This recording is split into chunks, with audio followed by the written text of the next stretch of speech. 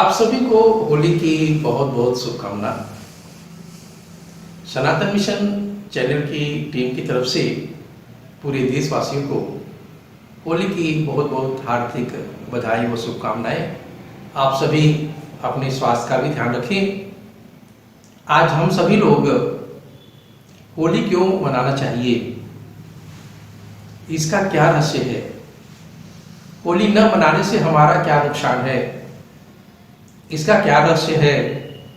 और चूंकि मैं एक चिकित्सक भी हूं, तो अब आपके साथ यदि कोई दुर्घटना घट जाती है, आंखों में रंग पड़ जाता है, कान में रंग पड़ जाता है, आपको एलर्जी होने लगती है, आप उसकी सुरक्षा के लिए क्या उपाय कर सकते हैं, क्या करना चाहिए, ये सारा रसोद्घाटन में आपको अंत में बताऊंगा कि एलर्जी हो जाएगी तो क्या करें, और क्या करें कि रंग का हम लोग पर प्रभाव ना पड़े। तो आप सब लोग को इसको अंत में मैं बताऊंगा। आगे अब आपको उस रहस्य जो पौराणिक ग्रंथों में हमारे लिखा हुआ है कि किस परंपरा के तहत होली की शुरुआत हुई, तो आप देखें। शिव पहला तो आता है शिव पुराण के अनुसार। देखें कि शिव पार्वती के विवाह में देवताओं का स्वार्थ छिपा हुआ था। ये स्वार्थ छिपा हुआ था कि उनका पुत्र जब पैदा होगा तभी वो तारकासुर नामक राक्षस का वध कर सकता था। अब देवताओं के कहने पर कामदेव ने क्या किया कि भगवान जब शिव जो है समाधि में बैठे हुए थे, प्रभु के नाम का सुमरन कर रहे थे, उनकी समाधि टूट नहीं रही थी, उनका संसार से वैराग्य हो चुका था। तो देवता लोग कामदेव को अनुग्रह विनय करते हैं कि हे कामदेव जी, यदि आप साथ नहीं देंगे तो हम सभी लोग देवता सभी मारे जाएंगे और तारकासुर किसी को नहीं छोड़ेगा। तो बड़े अनुग्रह विनय करने के बाद कामदेव प्रभु के सामने जाते हैं, शिव जी के सामने जाते हैं और अपने काम से भरे हुए पुष्प बाण उनके ऊपर छोड़ते हैं।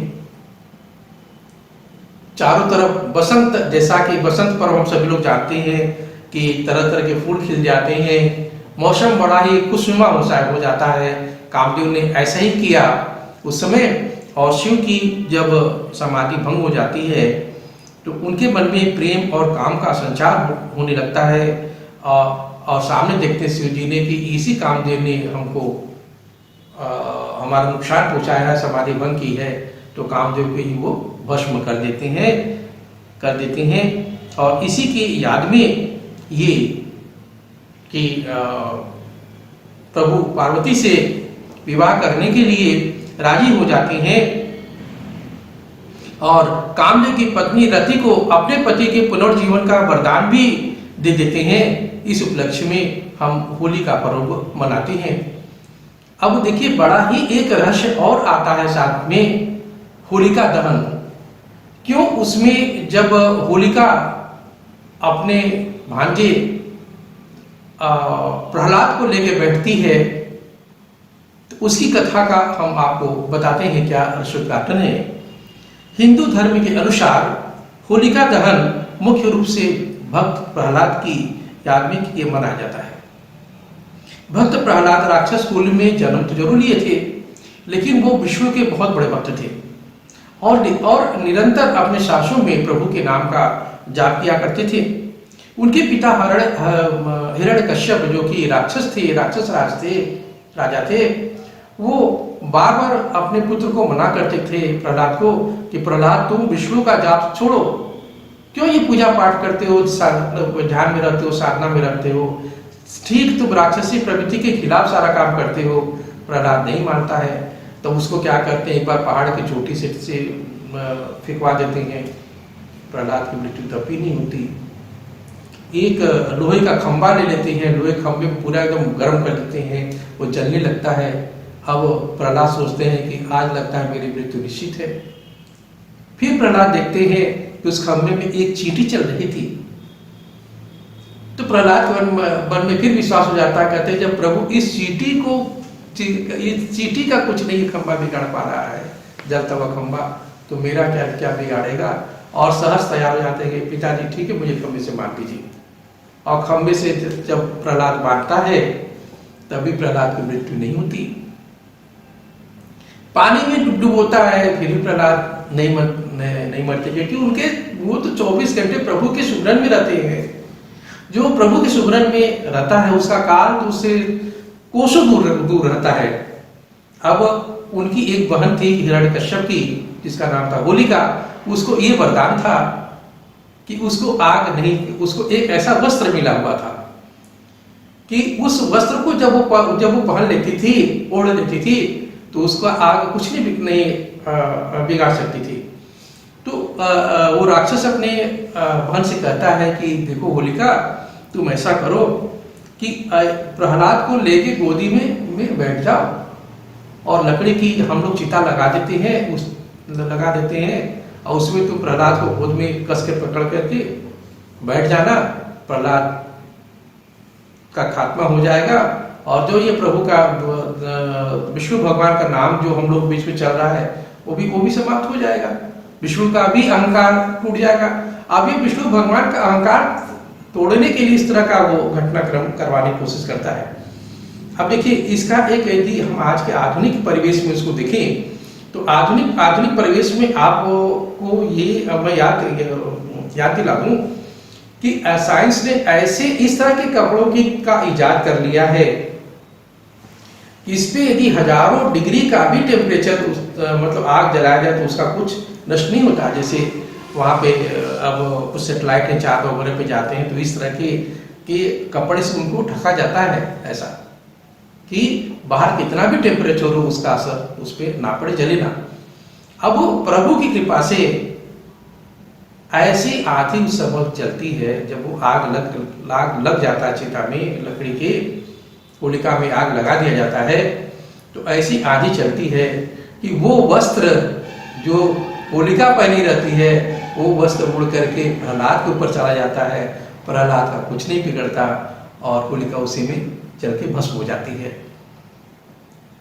और प्रहलाद का बाल भी बाका नहीं होता। शक्ति पर भक्ति की जीत की खुशी में यह पर्व मनाया जाता है। साथ में रंगों का पर्व यह भी संदेश देता है कि काम, क्रोध, लोभ, मोह रूपी दोषों को त्याग कर ईश्वर भक्ति में हमें मन लगाना चाहिए। यदि हमारी किसी से दुश्मनी है तो वो उसको ये समझ के प्रभु के को याद करते हुए उसको भी माफ करते हुए हमें प्रभु भक्ति में लीन होना चाहिए और प्रभु के मार्ग में आगे बढ़ना चाहिए और भाईचारे का रिश्ता बढ़ाने का प्रयास करना चाहिए। एक कथा और छोटी सी आती है, बरसाने की होली। जो बरसाने की होली है वो राधा कृष्ण के पवित्र प्रेम से इसका संबंध है। पौराणिक समय में श्री कृष्ण और राधा की बरसाने की होली के साथ ही होली के उत्सव की शुरुआत होती है। आज भी बरसाने और नंदगांव की लट्ठमार होली विश्व विख्यात है। अब होली आप सभी जरूर खेलें। ये तो आपको मैंने हिंदू धर्म के अनुसार, शिव पुराण के अनुसार, श्री कृष्ण भगवान का राधा कृष्ण का प्रेम के हिसाब के अनुसार आपको होली की महत्ता मैंने आपको समझाई। क्यों मनाना चाहिए? मनाना यदि हम नहीं मनाएंगे तो हमारी अपनी जो परंपराएं हैं वो हम भूल जाएंगे। जो प्रेम और सौहार्द का जो परिचय है उसको हम आपस में भूल जाएंगे। एक दूसरे से मिलने मिलाने का जो क्रम है वो हम लोग भूल जाएंगे। सभी अपने अपने में ही डूब जाएंगे, कोई किसी को नहीं पूछेगा। इसलिए होली हमें मनाना बहुत जरूरी है। आजकल देखिए होली का एक विद्रूप रूप सामने आया हुआ है कि लोग तमाम केमिकल मिला करके, केमिकल वाले रंग को मिला करके किसी ऊपर डाल देते हैं। उसको उस केमिकल से तमाम तरह की एलर्जी लोगों को होने लग रही है। तो आप सावधानी पर होली खेलें। होली खेलने में आपको मैं कुछ उपाय बता दे रहा हूं। जैसे कि आप पूरी बाह की शर्ट पहन लीजिए और पूरा पैंट पहन लीजिए। शरीर में आपका जैसे इतना पोर्शन खुला हुआ है, ये हाथ खुले हुए हैं, तो और पूरे शरीर में आप ऐसा करें, गरी का तेल ले लें आप गरी का तेल लेकर के पूरा शरीर में आप पहले लगा लीजिए। मुंह पे पूरा 2-3 बार लगा लीजिए। बालों में भी खूब गरी का तेल लगा लीजिए। अब इससे आपको फायदा क्या होगा? इससे फायदा ये होगा कि जो भी कुछ लोग रंग डालेंगे भी, चूंकि हमारे स्किन पे एक लेयर पहले से जमी होगी, तो वो केमिकल उसी लेयर पे रह जाएगा, हमारी स्किन को टच नहीं करेगा। और यदि इसके बाद भी वो केमिकल, वो रंग आपके ऊपर लग भी जाता है, आपको इरिटेशन होने लगता है, आपको जलन होने लगती है, तो आप सीधे पानी के पास जाइए और खूब धुलिए पानी से। उस समय की खूब धुल लीजिए। आंखों में और लोगों से ये बना कर, भैया देखिए आंख में तो रंग मत डालिए, आप कान में रंग मत डालिए।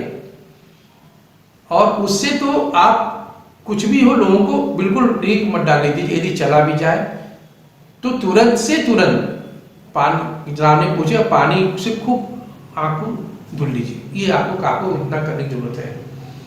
और आप सभी लोगों से विनती है कि आजकल देखिए चिनार का जो फूल होता है, उससे आजकल रंग बनाया जाता है, जो कि प्राकृतिक रंग है। उससे आपकी त्वचा भी खिल जाएगी, वो नुकसान भी नहीं करता।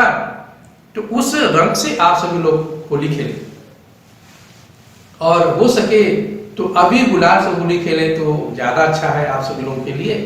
और आगे आप सभी को पुनः बहुत बहुत शुभकामना सनातन मिशन चैनल की पूरी टीम की तरफ से। आप सभी लोग प्रसन्न रहें, स्वस्थ रहें। होली की बहुत बहुत शुभकामनाएं। जय श्री राम।